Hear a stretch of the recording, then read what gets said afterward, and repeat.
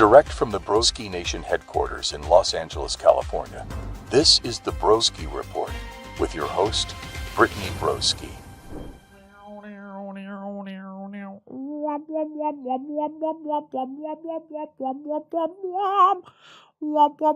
Clap. Broski Nation!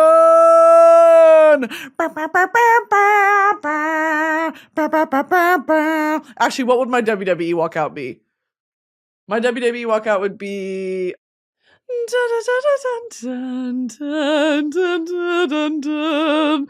Or this Muse song I've been obsessed with lately, Stockholm Syndrome or Uprising by Muse. How does that song go? They will not break it. We will be victorious. That would have been my walkout song. Hey guys, welcome back to the Broski Report. I feel fucking crazy. Guys, a lot to talk about today, okay? We're going to be jumping all over the place. I'm going to apologize up front for the things that I'm going to talk about. I'm also going to tell you right now, what am I sipping on? Listen to that.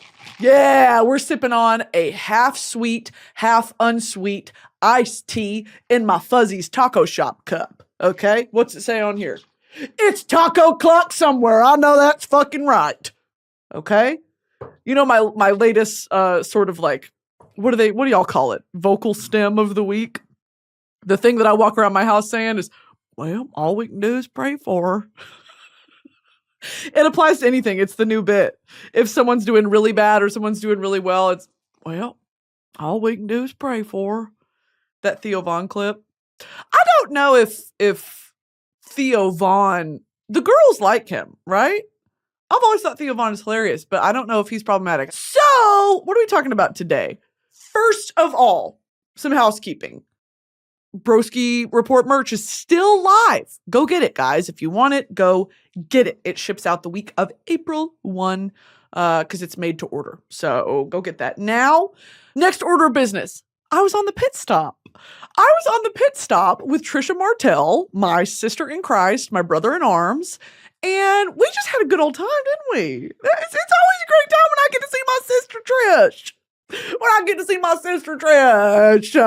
I love her. I love Trish.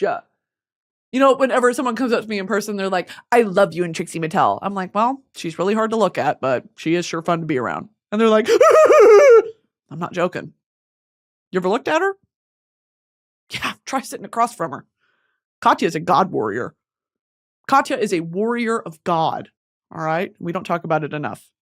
I love Trisha. We did pit stop. It was so much fun. I cannot believe queens get paid to do that. That is the ideal job. You get paid to sit around and watch Drag Race? Yeah, bitch. To sit around, watch Drag Race and give your opinion? Yeah, bitch. Sign me up. I told Trixie that I was like, the girls are going to literally like quarter and what's that called? Draw and quarter definition.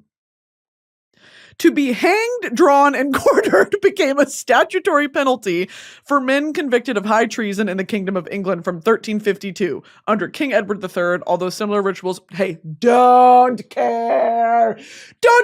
What the fuck is the definition? Draw and quarter is a medieval expression that refers to two brutal forms of execution. Execution by horses, tying each... Ooh, we should implement some of these in Broski Nation. Execution by horses, tying each of the victim's limbs to a different horse and then driving the horses in 4 different directions. You know that ASMR was crazy. Damn. King Edward had some crazy ASMR. Oh! Sorry. Execution by hanging the victim, disemboweling them while they're still alive, and then beheading and dismembering them. Oh! Right. Oh, holy fuck. Oh, Jesus Christ. Quarter. Quarter. Literally means cutting the person's body into 4 parts or quarters. Oh. Right. the punishment was considered one of the most brutal and inhumane forms of execution. Well, yeah, I could definitely see that being sort of the case there. Oh my God, have y'all ever been to a medieval torture museum? Very, very niche ask. Have y'all ever been to a medieval torture museum? Let me tell you something. It's crazy. It's bonkers. Okay? I think we should bring back some of those. We should bring back some of those for just like really petty crimes. Not like stealing from Walmart or stuff like that. That's sort of like, you got me. You know what I mean? I don't think stealing from Walmart is worth like drawing and quartering, but something as simple as like, okay, this is a thing in California, and I don't know if this is a thing anywhere else in the fucking continental United States. To merge onto the highway, there is a stoplight. Like you get on the feeder road, the access road, and you stop. Like you fully are about to merge onto the highway, then you stop. And I think it's to control the traffic flow of, so it's not bottlenecking and so it doesn't like back up into the actual street, like crossroad streets. But it's so fucking stupid because you think people actually sit there and do that shit. No, girl. No, girl. They blow right through that bitch. They are not stopping. And I, because I'm like, it's going to be me. I have that fucking curse on me. If I do this and I follow suit and I just blow through this light, guess who's getting a fucking ticket, girl? Me. My dumb ass. And I'm going to get sent that picture of me in the driver's seat just blowing through it, listening to Meg Thee Stallion, level 28 volume, maxing out my speakers, hands on 10 and 2, blowing through it. Did anyone else get a ticket? No, just me. If you blow through those lights, I think you should be drawn and quartered.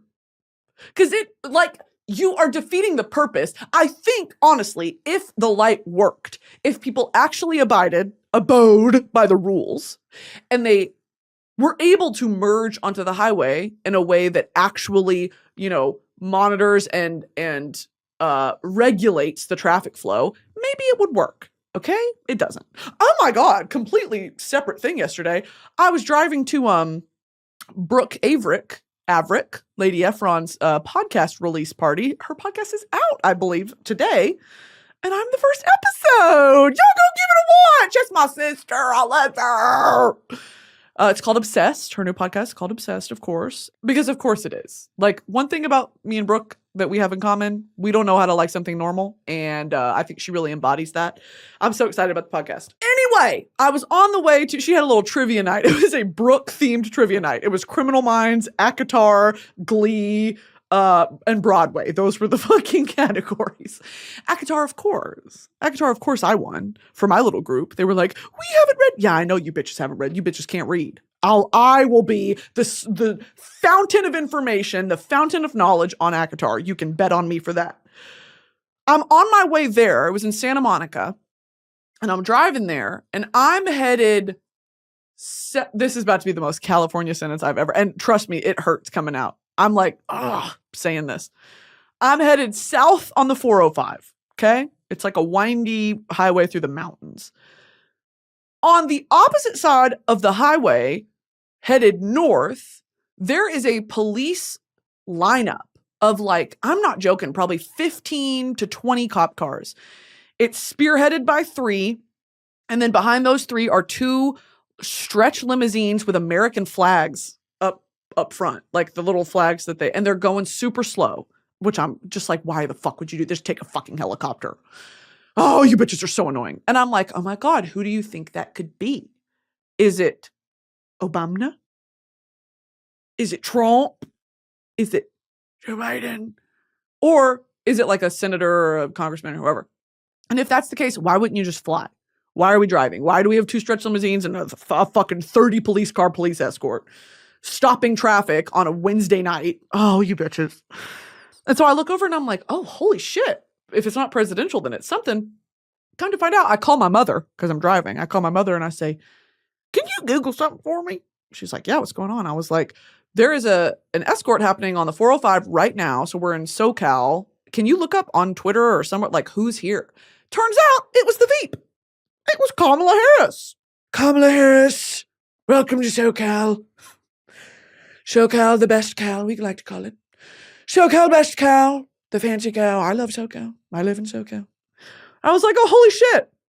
Drove by Kamala Harris. Okay. We did it, Joe. We did it, Joe. I wonder if she could hear me blasting Megan Thee Stallion from my car. Kamala! Woo! Okay, bye, girl. I'll see you, girl. Okay, I don't know where you're going. Okay.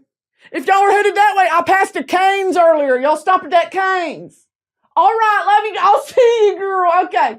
That was me on the 405. Oh my God, Kamala, you did not tell me you were passing through here. What are you doing? You are crazy. Well, no, I can't talk. No, I would love to hear. No, don't stop the car. Okay, stop the car. Wait, no, I'm headed to Santa Monica. Yeah, I'm doing, bro. Yes. And her pot, yes. So that actually comes out tomorrow. I'm the first episode. Oh, Kamala, you are too sweet. KK. We like to call her KK. KKH. Kamala Kardashian, if you will. We like to call her that too. I said, Kamala, you are so sweet. No, please, I have to go. I really can't stay another minute. I've got to hit the road. Yeah, y'all were blocking traffic. Y'all are crazy over there. Okay, besitos. Mwah, mwah. Bye, KK. That was me on the 405 with her. Anyway, crazy.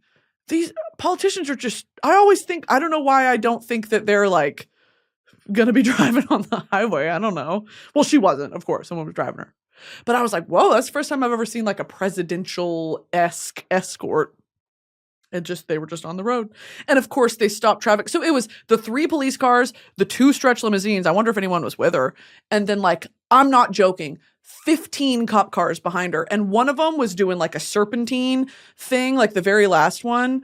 At the very end of the procession. And I think it was so no one would try to like rush up next to the cop cars or like speed up and I don't know. People are crazy, whatever they try to do. I was like, damn, that's crazy. There's like a protocol for this shit. You can't just be like, all right, let's get in the Tahoe. All right, Kamala, let's get in the Tahoe. Pick it up. Let's go.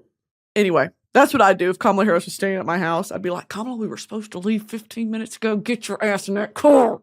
We've got to go. We don't have time to stop at Cane's anymore. I told you if you want to stop at Cane's, we got to leave 15 minutes early. That line is damn long. Get in the... Well, we don't have time. Oh, I don't give a shit that you're hungry. Hopefully they have Reese's Pieces at the town hall. Lord knows you took your sweet time. Anyway, drawing and quartering was in 1305. The Scottish rebel William Wallace was hanged, drawn, and quartered for being a traitor to King Edward I. Damn, so this dude had a punishment invented for him. That's fucking crazy. Damn.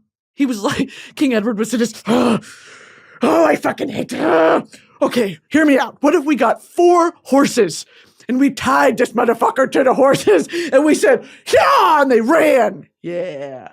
Okay, what if we did that for everything? Anyway, well, I think we should introduce drawing and quartering into Broski Nation, but for like really, really heinous, like not deserving crimes, but also it's a joke. Like we'd strap you to stuff and I'd be like, any final words on my little throne in front of the town square. You'd be like, please, please. And I was like, I'm just joking. All right, untie him. It was a joke. It was a prank. Drawing and quartering someone is a prank. Holy shit. Jake Paul Core. It was a prank. Okay. What the fuck was I talking about drawing and quartering for? Oh, how did I get there from the pit stop? Yeah, pit stop was a lot of fun. The reaction has been really, really nice. Everyone who's sent me messages or all the comments on the video are like really, really sweet. And I'm like, because I was talking to Trixie beforehand and I was like, I feel really nervous being on a show like Pit Stop because anytime someone who's, on the show who isn't a queen or who doesn't do drag in some capacity or is associated with the drag world, they're kind of discounted, like, why the fuck are you there? Which I totally understand. What opinion could you possibly share that could be constructive or helpful in any sense? I totally understand. But as a longtime fan of Drag Race, I mean, I told Trixie on the show, I've been watching Drag Race since season 6. I started at season 6 and then I went back and watched. And then I've been caught up ever since. But it's like, that was a part of my literal childhood. I was a sophomore in high school. Drag Race has been a part of my life for a really long time. And when it comes from the perspective of a fan, I think that is relatable in a sense, where it's nice to see 2 queens talk about Drag Race and they obviously have the inside scoop where they can relate to or say, well, in my experience, this was kind of the experience on the show. But as a fan of the show, it's fun to just also with like one of my besties, like to sit there across from Trixie and be like, yeah, girl, I live for Plain Jane. It was really just fun. I mean, it's a fucking blast. This job is stupid and it's not real. So that was kind of a dream come true. And I think she's doing a great job as the host. That is not an easy gig. I mean, to kind of lead that conversation totally from the ground up. And obviously they have a structure that you kind of need to follow, but there's a lot of pickups and there's a lot of, television is just not as natural and easy as you may think. Television, against all odds, sometimes is scripted. Okay. I hate to burst the bubble. Anyway, thank y'all, because the reaction on Pit Stop's been really, really great. This episode is sponsored by SeatGeek. Guys, he's back. He's coming back. Hozier is returning to the stage in 2024, and you know where I will be. Front row in an Irish flag dress and wedding veil. This is the mission. The tool to accomplish the mission? SeatGeek. With over 28 million downloads, SeatGeek is the #1 rated ticketing app with more than 70,000 events every single day, including concerts, sports, festivals, and more. The NBA and NHL playoffs are right around the corner. Baseball is back, as well as artists like Taylor Swift, Luke Combs, Ed Sheeran, and Drake, all on tour, so you're not going to want to miss out. SeatGeek puts all the tickets across the web in one place to make sure you're getting a good deal. Each ticket is rated on a scale of 1 to 10, so look for the green dots. Green means good. Red means bad.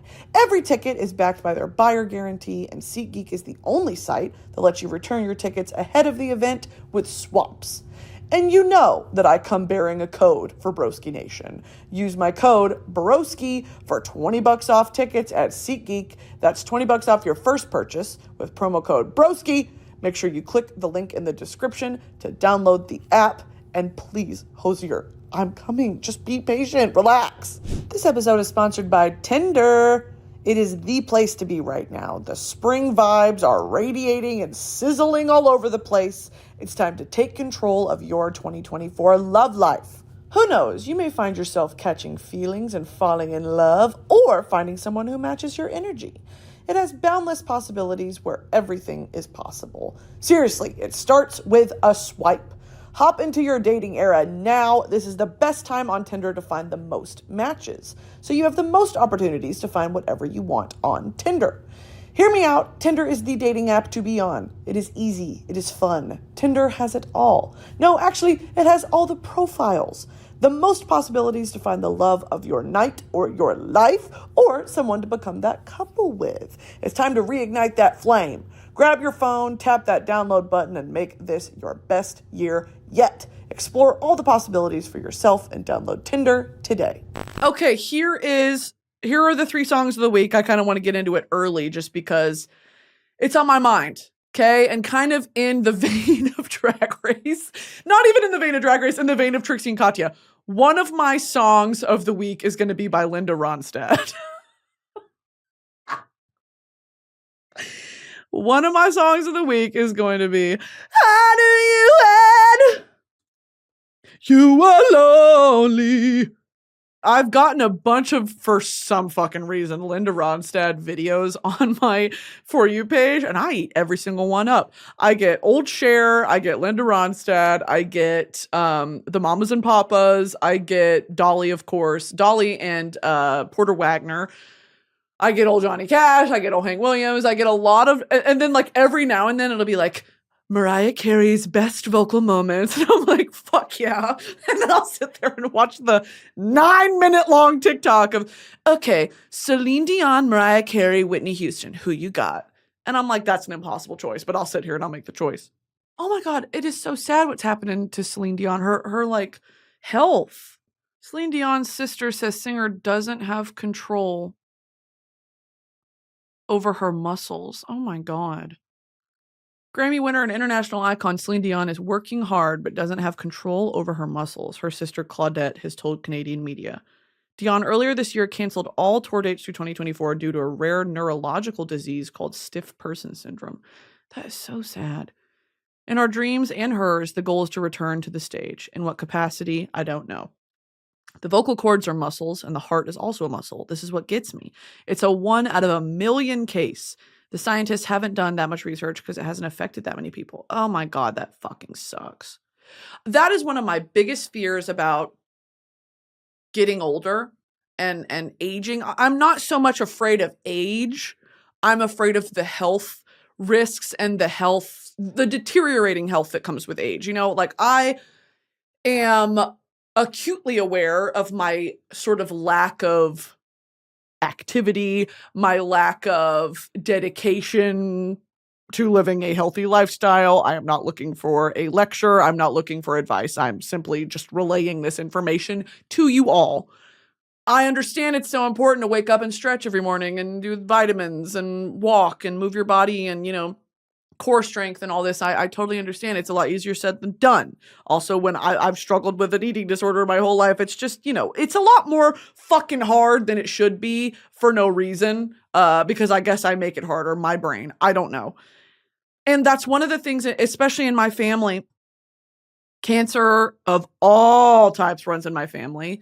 High cholesterol, high blood pressure, just an evil concoction of things that just sucks. And it's stuff like this where it's like, could Celine Dion have done anything to prevent this? No, it happens.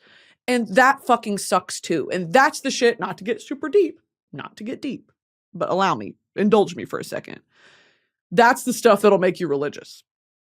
Because I know in my family, there have been divine healings. And I say that, of course, with a grain of salt, because was it divine healing or was it, the body's ability to regulate itself? Was it prayer? I don't know. My relationship with God and the church is what it is, but I don't know. I think there is something to be said about miraculous healings that cannot be explained. I know it happens. I know a lot of people have stories of it happening. I never would, rule that out, but it is situations like that where when it comes to someone's health, that is a situation where it is completely out of your hands. Your faith is in the doctors, and beyond that, it sucks because there's a sort of wall there of you don't understand it. You don't understand the medical side of why this could happen, how it could have been preventable, how to treat it. Oh, there's no treatment. It's hopelessness. It's how do you even fathom powering through this and being able to emotionally get through this, both as the patient and as the family of the patient or the friends of the patient. It is a stress that only if you've lived through it, you understand it. And, it's situations like that where I come on here and I talk a lot about my relationship with the church and how I feel as a young woman, it did me dirty and it left me reeling. I hope that through those conversations and through those opinions that I've shared, I never want to seem like I'm shitting on someone's religion, because religion is such a deeply personal thing and it's a cultural thing and it is so deeply ingrained. And I think that there is a separation between being able to say, okay, this element of religion and man-made religion and religious practices can be harmful. But on the other side, if that helps you make sense of the world and it helps you connect to hope, human hope is such a fragile but strong thing, then I think that is beautiful. And I always come back to the point that a lot of, I'm not saying I'm an atheist, but a lot of atheists come to this point of I envy the faithful because of that, blind hope. And for some, it's not a blind hope. It is faith. That's what it's called. That's the definition. It's faith. And I've seen it and I've had it and I've lost it. And in situations like that, where your family member or you're going through a medical emergency that has you literally lifting your hands to the sky and being like, please help me. Please. Anyone, anything. Help me, take away the pain for, whoever is suffering. That is when religion is, it's truly the last, it's a Hail Mary. And in that regard, I am so sympathetic to that. And I've been there and I understand it. And I've watched it work and I've watched it fail. And I don't really have a definitive opinion or answer on it, but it is just one of the most tragic. I see a lot of comments on, this got really serious all of a sudden. Sorry, guys. I see a lot of comments on the podcast, on the YouTube, where a lot of y'all have said, you've recently experienced a death in the family or a death of someone very close, or you've just not been doing well mentally, you're in the hospital, God forbid. And this podcast helps with that. I think that is what an honor for me to sort of take your mind off of it, because I've been there where you're just waiting on someone to get better is just indefinite, stressful waiting. And when you finally get the news, it's this rush of adrenaline. It's just, it's awful. And so my heart goes out to anyone who's currently dealing with that. I mean, back to Celine Dion, it's just like, I can't imagine and when it happens to athletes too, where it's like your skill, your talent, your gift that you have given to the world is how you use your body, how you use your muscles, how you use your voice. When that capability is stripped from you, I cannot imagine how crippling that feels. You have to learn how to interact with the world and express yourself in a completely different way. And that's one of the most, you have to be so strong, and it's so heart-wrenching. My heart really goes out to Celine Dion and her family. I can't imagine. And what an icon. What a fucking icon. Who's done it like Celine Dion? Very, very few have done it like Celine Dion. And I know she knows that. At least I hope she knows that she is a literal living legend, and she has left her mark on humanity. So that's just wow. Back to the music. Oh, a Whitney Houston song. Oh, Linda Ronstadt. We're talking about Linda Ronstadt, I Knew You When. The second one is Whitney Houston, You Light Up My Life. This song has been on repeat. Also, she did a song with Mariah, bitch, for what movie was that? The Prince of Egypt, dude! The Prince of Egypt! The Prince of Egypt! I love that song. This is from 1998. My Love Is Your Love is the name of the album. When You Believe, from The Prince of Egypt, Whitney Houston, Mariah Carey. That song, chills. Chills all over my body. My nipples are hard. My leg hairs are raised. Wow. Third, or I guess fourth song of the week, I'm just kind of firing them off at this point. It's never three. I always have more than three. A song that I'm clinically addicted to, and I'm kind of embarrassed about it because it's like so pop country, is called Country Boy's Dream Girl. Is the name of the song, and it's by Ella Langley. And now I used to live by Langley Air Force Base. I believe that's in Virginia, or it's in North Carolina. Langley. That's in Hampton, Virginia. Yeah, I used to live by Langley Air Force Base because my father used to work there. Okay? Because my father's a red-blooded patriot. Okay? Not taking questions at this time on my father. Joint Base Langley Eustis. Here's one of my deep fantasies, okay? And after I saw Top Gun for the first time, and after I saw Top Gun Maverick, starring, of course, Miles Teller and Glenn Powell, and Jay Ellis. Hi, Jay Ellis. Hello, Jay Ellis. Oh, hello. Hello. We are selling Schnitzel. Hello. Yoo-hoo! Oh my god! Yoo-hoo! I have my little handkerchief. Yoo-hoo, boys! Me to jail. Oh! This should be a How to Get a Restraining Order 101 podcast. I can really help with that course of action. If you guys are interested there, I can really give some pointers. Oh, yeah! Okay. I have this deep, visceral fantasy of, for some reason, okay, I have relocated the HQ. Broski Nation now has an underground base, a headquarters, a military operative base, somewhere near a famous American Air Force base. Okay, stay with me. We're sleeping in cots. We're underground. We're District 13. Okay, we're District 13ing it from Hunger Games. We have a complete, fully operative. We have nukes. We have missiles. We have ammo. We have grenades. All of it's underground. Broski Nation, the Broski Nation Arsenal. Tottenham, Arsenal, Tottenham. Tottenham Forest versus Arsenal. Arsenal versus Liverpool. Liverpool. Not the freaking football team. Sports soccer team. Arsenal definition. A collection of weapons and military equipment. Period. I'm so fucking smart. Oh yeah, dude. This is what is what the Broski Nation arsenal looks like. Fucking pull it up! The Royal Armoury and Liege. Oh, that is fucking ridiculous. Those are all swords and like, what are these called? Pommels? Oh no, the pommel of a sword. These are called pauldrons up on your shoulders. These are knights' helmets here, swords. Those are crosses so that God blesses you in battle. God, the Holy Crusades were so fucking stupid if you really think about it. I want to start a history series where I just talk about men being fucking stupid throughout history. You're going to start a holy war? Cringe. Oh, you started a literal holy war? My God's better than yours. No, my God's better than yours. What the fuck did you just say? You started a holy war. Guys, can we find something better to do with our time? Has anyone thought about the big ball of light in the sky? Maybe we should like study that, study the moon, study the tides. Your God called my God stupid. I'm gonna fucking kill you. Anyway. Holy War is crazy. Okay, anyway, back to the Royal Arsenal in Leeds. Yeah, this is kind of what the Broski Nation one looks like, except actually no, we would actually be equipped with Victorian sort of weaponry or American Civil War era weaponry. It's muskets.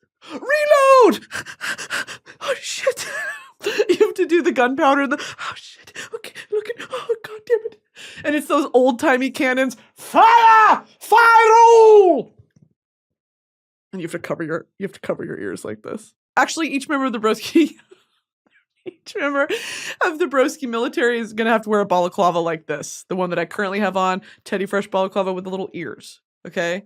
And the colors, well, I've said this before with regards to the furry military. Of course, furries are going to be on the front lines. The operatives are going to be kind of in the control room underground, helping with like geolocation and stuff like that and strategy. And oh, they're coming in from the north. Quick, hide. Quick, invisibility cloaks. Oh my God, warfare in Broski Nation's crazy because we actually have dragons, but we're still fighting with Civil War era technology. And everyone's on camelback and horseback, but not normal horses. Okay, little Shetland ponies.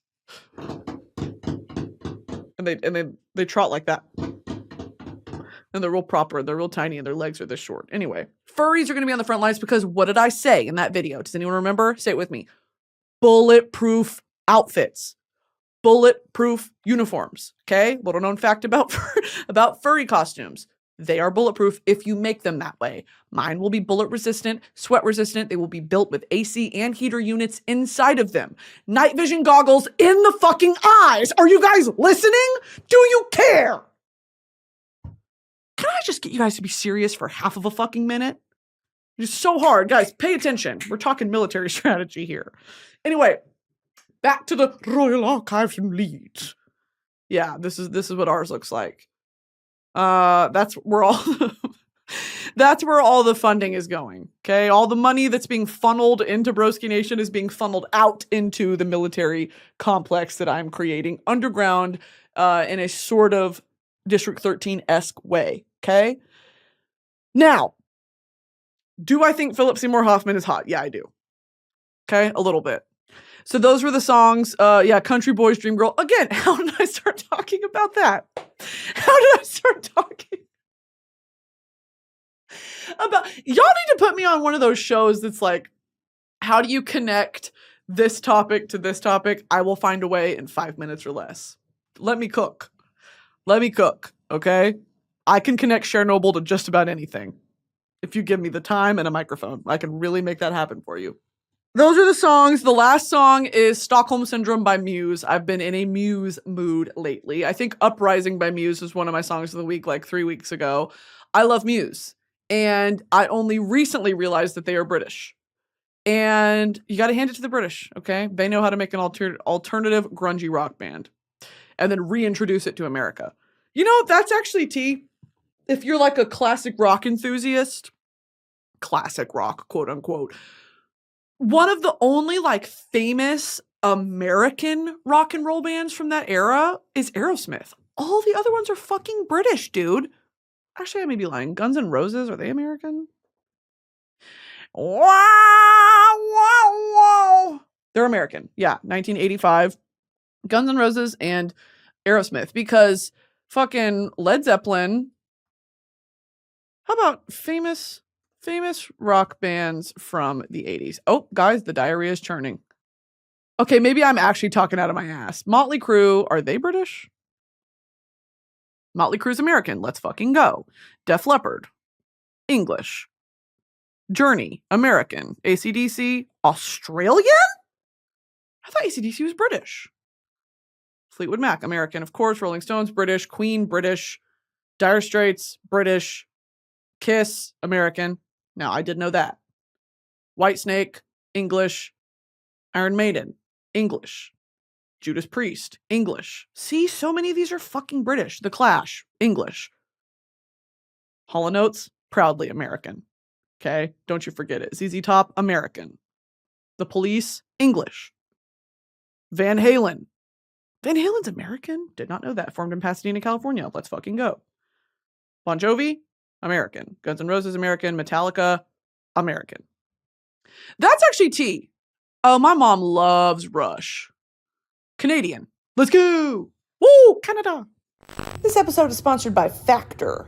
Sometimes I'm ready to chef it up in the kitchen, and sometimes I want to heat up my daily sustenance and be done with it. Factor's delicious, ready-to-eat meals make eating better every day so easy, with pre-prepared, chef-crafted, and dietitian-approved meals delivered right to your door. You'll have over 35 different options a week to choose from, including keto, calorie smart, vegan and veggie, and more. And there's even more to enjoy with over 55 nutrition-packed add-ons that help make your weekly meal planning even more delicious. No prep, no mess meals. Factor meals are restaurant quality that are 100% ready to heat and eat. There's no prepping, cooking, or cleanup needed. Snacks, smoothies, and more, you can discover a wide variety of easy options for the entire day, like breakfast, midday bites, and more. Plus, sign up and save. Factor is less expensive than takeout, and every meal is dietitian approved to be nutritious and delicious. It's flexible for your schedule as well. You can get as much or as little as you need by choosing 6 to 18 meals per week. Plus, you can pause or reschedule your deliveries anytime. I just ordered mine for this week, and they had this pork shepherd's pie on there. Yeah, I'm about to tear that up. Hey, I'm about to tear that up. So what are you waiting for? Get started today and have a feel-good week of meals ready to go. Head to factormeals.com/broski50 and use code broski50 to get 50% off your first box and 2 free wellness shots per box while subscription is active. That's code broski50 at factormeals.com/broski50 to get 50% off your first box and 2 free wellness shots per box while the subscription is active. Biggest band of the 80s. Let's consult Reddit. Who do you guys think was the most famous band in the 80s? Like, everyone was like, oh my God. I think probably, well, no, Led Zeppelin was like 60s, 70s, I think. They had their heyday. Maybe I'm biased because Aerosmith, I grew up in an Aerosmith household. My stepmom loves Aerosmith and I do too. I want to say Aerosmith like really, really was on top in the 80s. Who was the number one rock band in the 80s? This is from AmericanSongwriter.com, Guns N' Roses. Despite popping up midway through the decade, Guns N' Roses seismically shifted the tides of rock and roll when they came around. Appetite for Destruction brought something entirely new to the rock sphere, while their grungy look quickly became adopted by their predecessors. What the fuck was the movie that what's his name was in, where Tom Cruise was in, where he played the rock guy? Rock of Ages? Yeah, this movie. Was this it? Oh, this has terrible ratings. Okay, why the fuck is Alec Baldwin in it? Yeah, I think it's this one. Julianne Hough and Tom Cruise. Yep, it's this one. Oh, I fucking love this dude. I hope he's not problematic. God damn it. Diego Boneta. He played Luis Miguel in the La Serie, the series on Netflix. I loved that. And he was also, this motherfucker is in the famous video of Extra Hot No Foam did it a latte. Senora Awesome. Isn't he? That video where she's ordering coffee, Senora Awesome. Ah! Senorita Awesome coffee scene. Yeah, from Scream Queens, dude. Oh, hi, Miss Bean. What are you doing? Make a pumpkin spice latte, you psychopath. Next time, I get you fired. Or worse. Look at him! It's Luis Miguel. Other barista. I know her. I mean, I just met her. I'm pledging Kappa. A lot to psycho on me. Her name's Chanel. She's president of the Kappa House, and she thinks that means her poop smells like ginger beer. What the fuck? She's the president of the Kappa House. That means she thinks her poop smells like ginger beer. If my shit smelled like ginger beer, that would be a problem. I'd have to go to the poop doctor. Oh my god, y'all remember when I had to go to the poop doctor? And I had to shit in a bucket. Do you guys remember that? I had to shit in a bucket and take it to my doctor in a plastic bag. Oh my god! I went to the doctor and I was like, I think I have IBS. And he was like, I need you to do something for me. He said, Miss Tomlinson, I need you to do something for me. And you're not going to like it. And I said, Doc, lay it on me. I'll do anything. Am I doing a secret mission? And he handed me a plastic bucket and said, I need you to poop in the bucket. And I said, this must have been like what Cersei felt like during the Walk of Shame in Game of Thrones when they paraded her through the city naked, ringing that bell. Shame! Shame! That was me having to shit in a literal bucket and then give it to the doctor. Hello? Yeah! I'm here to drop off my schnitzel. When the schnitzel after it wins through my body. Yeah, doctor! Can I see the poop doctor? Oh my god, I have never felt so fucking bare. Stripped bare.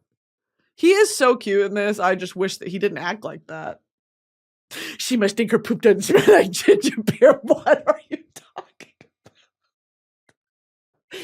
She must think her poop doesn't smell like a matcha latte with double oat milk foam and some vanilla. What are you talking about? Oh my god, I didn't even tell you. So my plan is to move in next to this movie. Hold on, go back. It is so fucking hard living in my brain for 30 minutes. Imagine trying to speak for an hour straight. What the fuck am I talking about? I had that moment about 36 different times throughout filming one of these. What the fuck am I talking about? What the fuck was I talking about? Anyway, Diego Boneta. He was in Luis Miguel. And he was in Rock of Ages. Don't remember that. Rock of Ages, I think, was this like movie where all these older stars were like, let's make a movie about the 80s. And then everyone was like, yeah, I love this song. I remember watching it being like, what are these fucking old people doing? You know what one of my new favorite bits to do with my friends is be like, wait, how old are you again? And they'll be like, well, 27. Damn! I think that's a Kevin Hart bit. I think that's where I got that. Yeah, that was Kevin Hart and Don Cheadle. He said, how old are you? Damn! I have to pull it up. Kevin Hart, Don Cheadle. But at the same time, like I said, in me, I'm 56 years old. Damn! I'm sorry. I'm sorry. Because it was a thought. No, seriously. It was a thought. It was a thought, and I blurted it out. I did not mean it that way. I'm fine. Okay, but just understand I didn't mean it the way it came out. We'll take a poll on how you meant it with people here later after the show's over, but... I can sit up here and honestly say, buddy, that was from a place of love. Got it. Like, damn. Oh, that was from... Like, damn. You didn't... If we could play it back, these are two different dams. Play it back in slow motion. There was no like, wow, I that's said, amazing. damn. No, you said the word damn. Do you want me to tell you how you said it? I know how I said it, Don. Do you want me to say it back to you how I think you said it? Go ahead. Damn. Not true. Fam. Not true. Fam. I said, Kevin. damn it. But at the same... That is so funny. Damn. I'm 56 years old. Damn. That is hilarious, girl. I'm going to start doing that to my grandparents. Nana, how old are you again? Damn. What is Langley Air Force Base known for? It's among the oldest continuously active air bases in the U.S. In 1916, the National Advisory Committee for Aeronautics, predecessor to NASA. So this was NACA, National Advisory Committee for Aeronautics, established the need for a joint airfield and proving ground for Army, Navy, and NACA aircraft. Damn.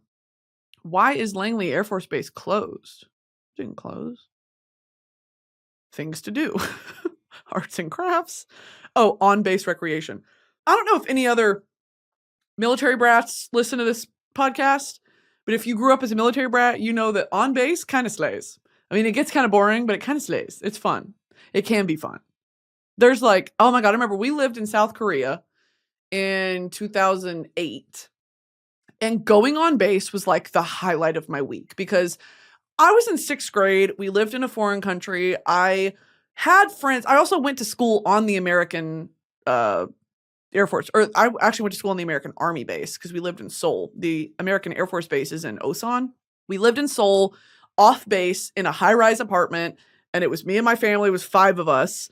It's in South Korea. Like, there aren't really that many American chain restaurants. I mean, there's McDonald's and stuff like that, but it's obviously like that was my first time really out of the country experiencing something that wasn't familiar to me as a child. And I think that was the first time I experienced true homesickness, where like it was so hustle and bustle and it was so interesting to learn about everything. And, you know, I was meeting Korean American friends who were the children of American servicemen who had married a Korean woman while they were, you know, on duty. And I was friends with those kids at my school, and they would teach me Korean, and we would talk about 21 and Wonder Girls and Girls' Generation and like the early sort of 2010s era of K-pop. And I had all the sort of cutesy like anime stuff and all the cute little, oh my God, one thing that I miss. Well, I miss a lot about South Korea, but one thing that I really miss is how fucking cute their stationery is. The little pens and pencils and erasers and boxes to hold it all in and little zipper pouches and backpacks. And oh my God, the school supplies were so fucking cute. I miss them all the time. Luckily, I live kind of close. Well, not really close to Koreatown and Little Japan is what it's called in LA. And they have stores like that. And I literally go and get myself little stationery. They're so cute with the little bunnies and the little like, oh my God, the little teddy bears. I do miss that.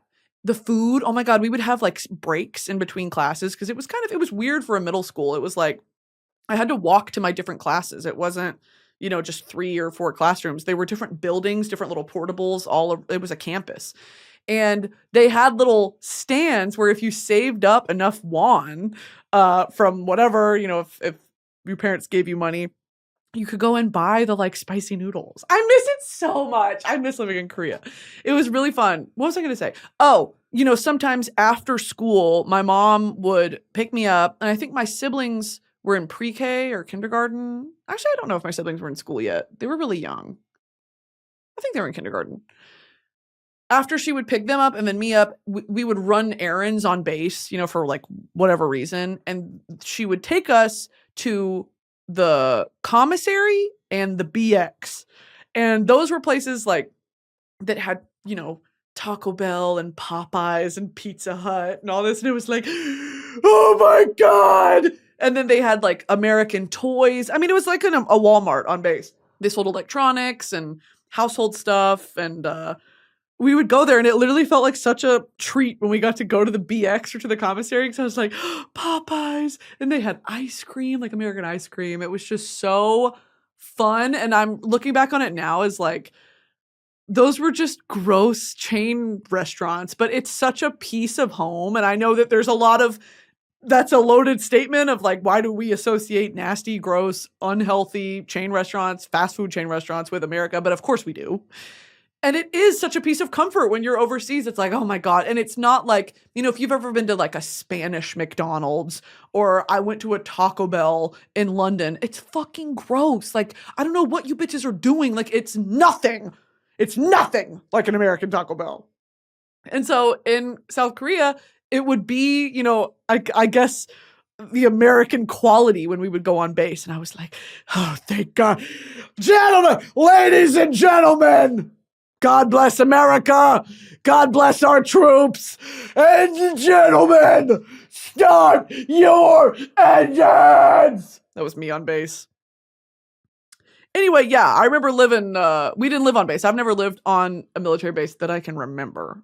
My dad had a lot of different, he was stationed a lot of different places that I probably don't remember because I was too young. But in Korea, we didn't live on base. Anyway, my plan for Broski Nation, can we fucking get back to the point here, guys? Can we get back to it? Broski Nation, at some point, I'm going to relocate outside of a popular Air Force base, and I am going to yoo-hoo, yoo-hoo, in my little Marilyn Monroe white dress, no undies. No undies, okay? No undies, maybe some Spanx, maybe some 3XL Spanx underneath, but no undies. And I'm gonna yoo-hoo right outside where they like check your ID. And I'm gonna say, "Where are the boys? Where are the young servicemen? I'm just a little German girl." And they'll be like, "Ma'am, you have got to," there are like military vehicles coming through here. You need to get out of the way. Also, why don't you have underwear on? Why are you barefoot? Okay. You, my handkerchief is shit stained.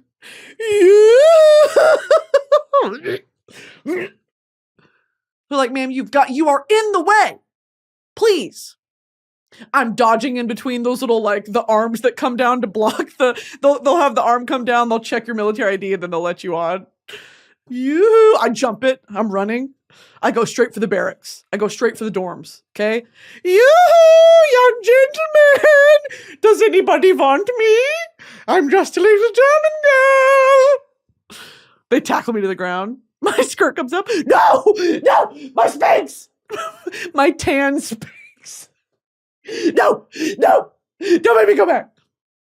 And then a young gentleman comes out of the barracks. Stop! That's my wife. She escaped.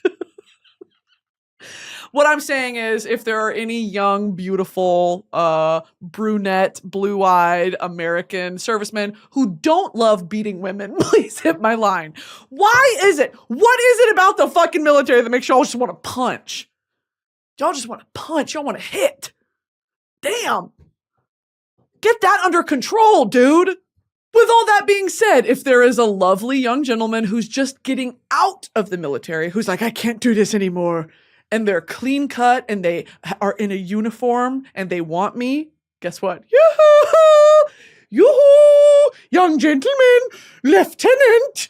Yoo-hoo, little lieutenant! I'm outside, I'm here! This episode is sponsored by SeatGeek. Guys, he's back. He's coming back. Hozier is returning to the stage in 2024, and you know where I will be. Front row in an Irish flag dress and wedding veil. This is the mission. The tool to accomplish the mission? SeatGeek. With over 28 million downloads, SeatGeek is the #1 rated ticketing app with more than 70,000 events every single day, including concerts, sports, festivals, and more. The NBA and NHL playoffs are right around the corner. Baseball is back, as well as artists like Taylor Swift, Luke Combs, Ed Sheeran, and Drake, all on tour, so you're not going to want to miss out. SeatGeek puts all the tickets across the web in one place to make sure you're getting a good deal. Each ticket is rated on a scale of 1 to 10, so look for the green dots. Green means good. Red means bad.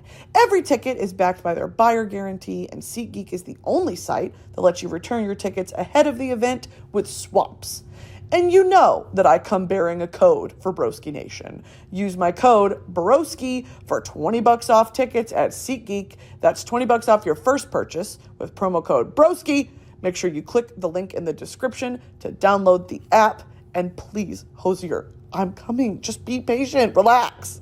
This episode is sponsored by Tinder. It is the place to be right now. The spring vibes are radiating and sizzling all over the place. It's time to take control of your 2024 love life. Who knows, you may find yourself catching feelings and falling in love, or finding someone who matches your energy. It has boundless possibilities where everything is possible. Seriously, it starts with a swipe. Hop into your dating era now. This is the best time on Tinder to find the most matches, so you have the most opportunities to find whatever you want on Tinder. Hear me out. Tinder is the dating app to be on. It is easy. It is fun. Tinder has it all. No, actually, it has all the profiles. The most possibilities to find the love of your night or your life or someone to become that couple with. It's time to reignite that flame. Grab your phone, tap that download button, and make this your best year yet. Explore all the possibilities for yourself and download Tinder today. Okay, here are the 3 songs of the week. I kind of want to get into it early just because it's on my mind, okay? And kind of in the vein of Drag Race. Not even in the vein of Drag Race, in the vein of Trixie and Katya. One of my songs of the week is going to be by Linda Ronstadt. One of my songs of the week is going to be, how do you hide?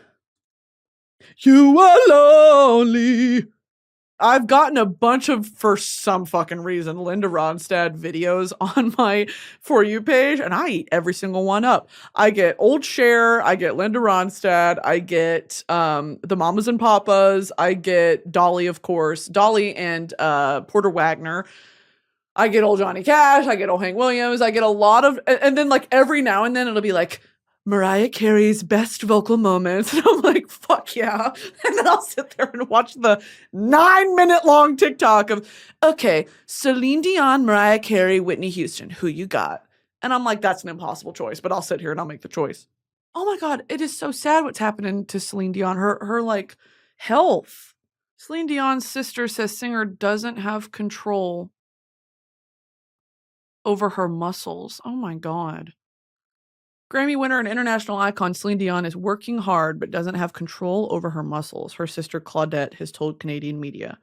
Dion earlier this year canceled all tour dates through 2024 due to a rare neurological disease called stiff person syndrome.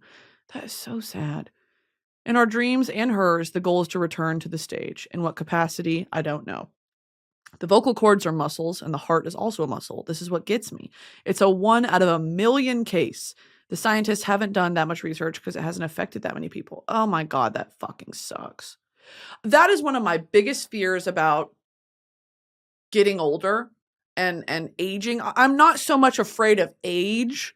I'm afraid of the health risks and the deteriorating health that comes with age. You know, like I am acutely aware of my sort of lack of activity, my lack of dedication to living a healthy lifestyle. I am not looking for a lecture. I'm not looking for advice. I'm simply just relaying this information to you all.